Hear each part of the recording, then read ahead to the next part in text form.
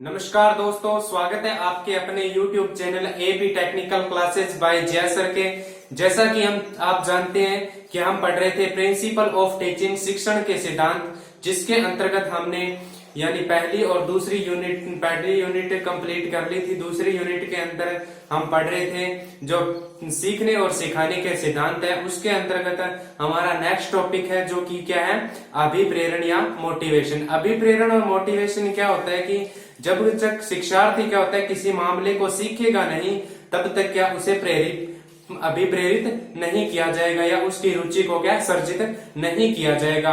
शिक्षण की स्थिति में क्या होता है कि जो प्रेरणा होती है वो शिक्षण का एक हिस्सा है। उससे क्या है, शिक्षार्थी क्या उसको जरूरतों को समझने के बाद क्या प्रशिक्षक जब तैयारी करता है और वह सिखाता है तो वो क्या शिक्षार्थियों को प्रेरणा का एक बहुत बड़ा स्रोत होता है। अभिप्रेरणा यानी कि जो अभिप्रेरणा क्या होती है, अभिप्रेरणा को अगर देखा जाए तो अभिप्रेरणा क्या होती है कि जो शिक्षार्थी होता है, जो व्यक्ति शिक्षार्थी या प्रशिक्षु होता है, उसकी जो आंतरिक और बाहरी दोनों हो सकती है, वो क्या उसको हम सिखाने के लिए उसको प्रोत्साहन कर सकते हैं। जिस प्रकार क्या होता है, कभी कभार क्या होता है, बच्चा अभी स्कूल नहीं जाता है, जब स्टार्टिंग में हम उसको स्कूल भेजते हैं, स्कूल नहीं जाता है, तो क्या उसको प्रोत्साहन देकर अगर हम उसे खाने की चीज या उसको किसी प्रकार से प्रोत्साहन देकर उसको भेजने की कोशिश करते हैं या उसको विद्यालय में प्रोत्साहन दिया जाता है, जिससे क्या वो स्कूल की ओर आकर्षित हो सके, उसे क्या अभिप्रेरित के अंतर्गत देखा जा सकता है, उसको मोटिव किया जा सकता है उसको सीखने के अंतर्गत।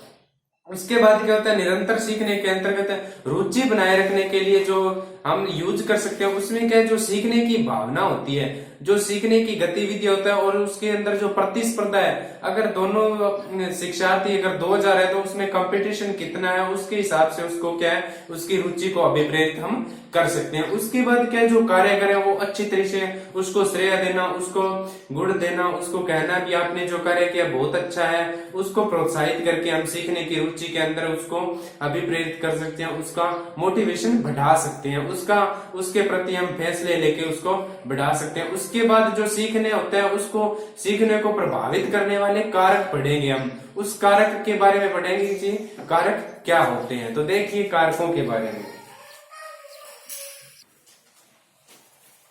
तो इसके अंतर्गत क्या है, जो सीखने के प्रभावित कारक हैं, जिसे फैक्टर इफेक्टिंग ऑफ लर्निंग, इसके अंदर क्या होता है, जो सबसे पहला कारक है वो क्या है, तैयारी या प्रिपरेशन अगर देखा जाए तो क्या होता है, किसी कौशल को सीखने या सिखाने के लिए जो प्रशिक्षक होता है वो क्या है, मानसिक रूप से तैयार होना चाहिए, उसकी तैयारी होनी चाहिए, और जो तत्परता होता है, प्रभावित होता है, उसका क्या एकाग्रता और उत्सुकता की उसकी डिग्री है। जिसे अगर तैयार होगा तो वो क्या सीखने के अंतर्गत अच्छे से सीखेगा। उसके बाद अगर उसकी देखा जाए, नेक्स्ट कारक आता है रुचि या इंटरेस्ट। उसका जो हम सिखा रहे हैं उसके अंदर उसकी रुचि कितनी है, उसका इंटरेस्ट क्या है। जिस प्रकार से क्या रुचि अगर देखा जाए तो वो क्या होता है, जो व्यक्ति होता है उसकी व्यक्तिगत भावनाएं होती है, उसे क्या है, कौन सी चीज के बारे में जानना है, कौन से विषय में आपको समय लगता है, कौन से विषय में जान से आपकी क्या रुचि बढ़ती है, वो क्या है, इंटरेस्ट के अंतर्गत आता है। नेक्स्ट अगर कारक देखा जाए तो वह क्या है, बुद्धिमत्ता या इंटेलिजेंस के अंदर क्या होता है, इसके अंदर क्या होता है कि जो बुद्धिमत्ता होती है, जो प्राकृतिक सामर्थ्य है, उसकी क्या है, क्षमता होती है, जो क्या परिस्थितियों के अनुसार उनकी समस्याओं को समझने और हल करने में मदद करती है। उसके बाद है प्रेरणा या मोटिवेशन क्या होता है कि जो सीखने और जो भूमिका होती है जिसकी सिखाने वाले की, वो क्या सीखने और सिखाने के अंदर जो भूमिका उसकी संलग्न करता है और उसे क्या है, उनके बारे में अधिक प्रेरित करता है या महत्व देता है, सीखने की गतिविधियों में उसके जो प्रति क्या है, सकारात्मक भाव रखता है, वो क्या प्रेरणा के अंदर आता है। उसके बाद क्या रुख या एटीट्यूड अगर देखा जाए, ये क्या होते हैं, एटीट्यूड दो प्रकार के होते हैं, एक पॉजिटिव होता है और एक नेगेटिव होता है। नेगेटिव क्या है कि जो सीखता है उसके अंदर क्या है, उसके अंदर कमी लाता है, और अगर आपके अंदर क्या है कि जो पॉजिटिव एटीट्यूड होगा, पॉजिटिव एटीट्यूड होगा, तो पॉजिटिव एटीट्यूड क्या आपके अंदर जो सीखना है उसकी गति में क्या वृद्धि लाएगा। ये क्या होता है, दो प्रकार के आपको होते हैं। उसके बाद क्या होता है, जो क्या होता है, नेक्स्ट होता है भावना या फीलिंग्स।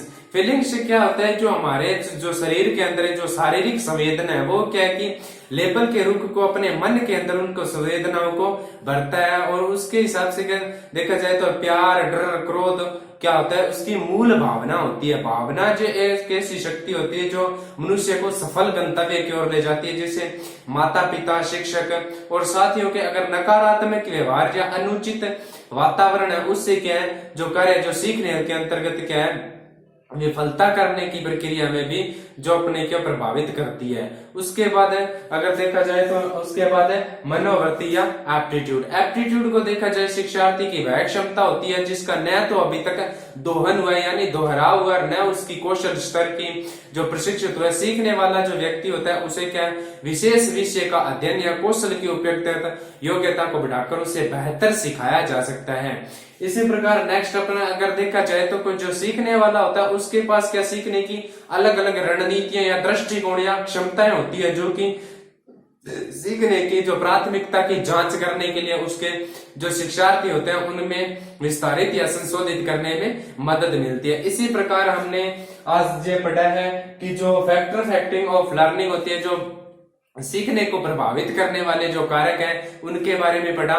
इसी प्रकार हमारे जो वीडियो है उसको देखें, और आपको कोई भी प्रॉब्लम हो या आपको कोई चीज समझ ना आए तो उसको कमेंट करें। आप देखकर हमें कमेंट में बताएं कि वीडियो कैसी लगी।